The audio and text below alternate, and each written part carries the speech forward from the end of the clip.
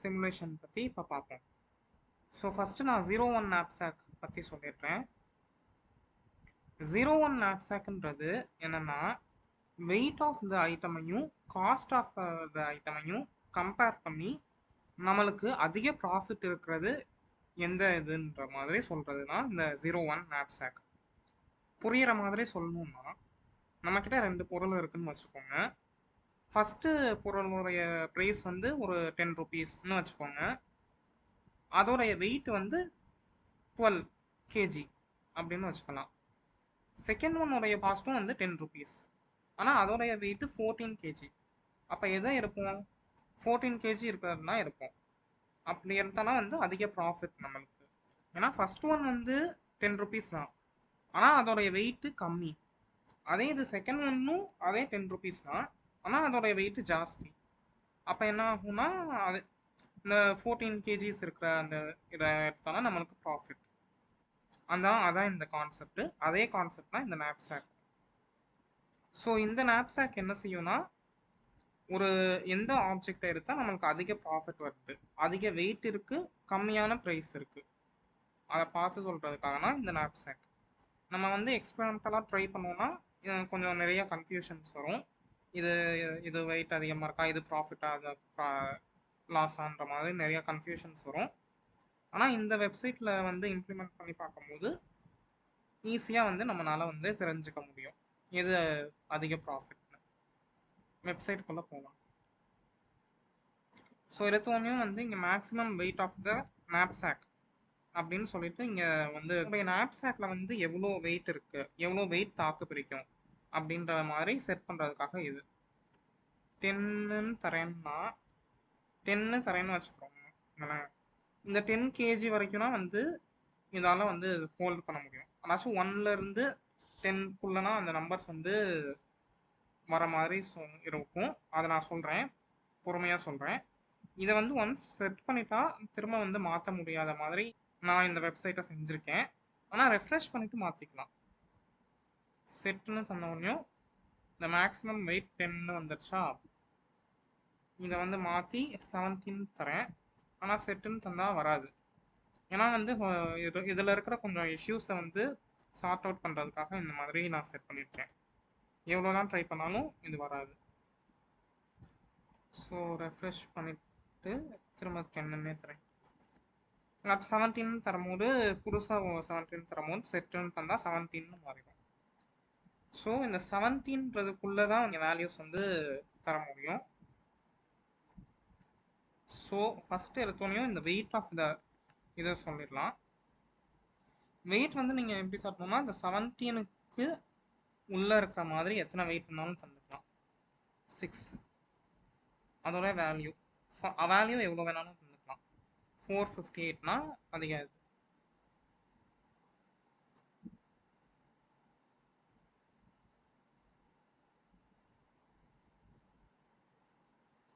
So இதை வந்து என்ன செய்யும்னா, வெயிட் பை வேல்யூ இதை வந்து டிவைட் பண்ணி ஆக்சுவலாக போடும்.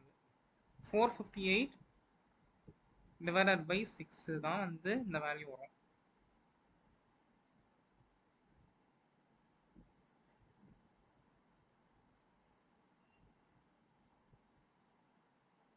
$76.33 வருதா?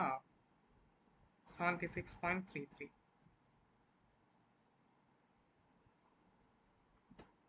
இதுக்கான வேல்யூ இது பண்ண இன்னொரு ஐட்டம் வந்து ஆட் பண்ணிக்கலாம். இந்த பட்டன் கிளிக் பண்ணால் இன்னொரு ஐட்டம் ஆட் ஆயிரும். இதில் வந்து வேறு ஏதாச்சும் வேல்யூ தந்து போனால் அதை வந்து டிவைட் பண்ணி போகும். இது வந்து இதை டிவைட் பண்ணி போகும். அதே மாதிரி எத்தனை நம்மளுக்கு ஐட்டம்ஸ் இருக்கோ அதை வந்து இது பண்ணிக்கலாம். ஸோ வந்து நான் சிம்பிளாகவே ஃபஸ்ட்டு ஆரம்பிக்கிறேன்.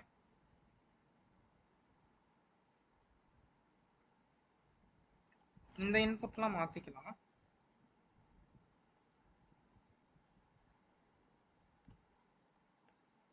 நான் வேணால் இந்த மாதிரி தந்துக்கிறேன், ஈஸியாக இருக்கணுன்றதுனால.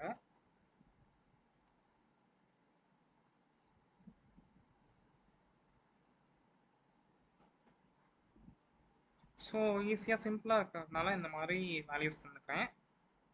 இதை கால்குலேட் பண்ணும்போது என்ன ஆகும்னா, இதோடைய வெயிட்டு 10 தான், இதோடைய வேல்யூ 6.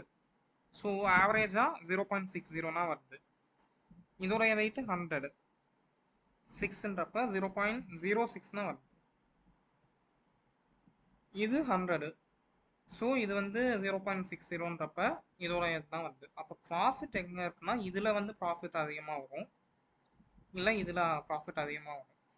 ஆனால் நம்மளுடைய வெயிட் என்னது 17 தான்.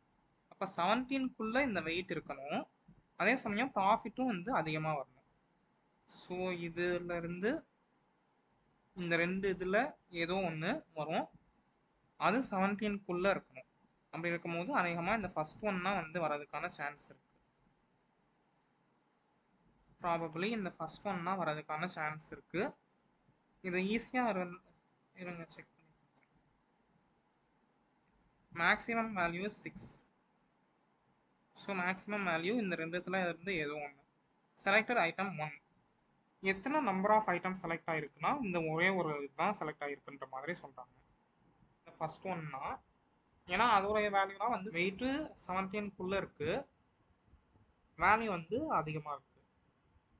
ஸோ கம்பேர் பண்ணும்போது இதான் வருது. சப்போஸ் இதை வந்து நான் வந்து மாற்றி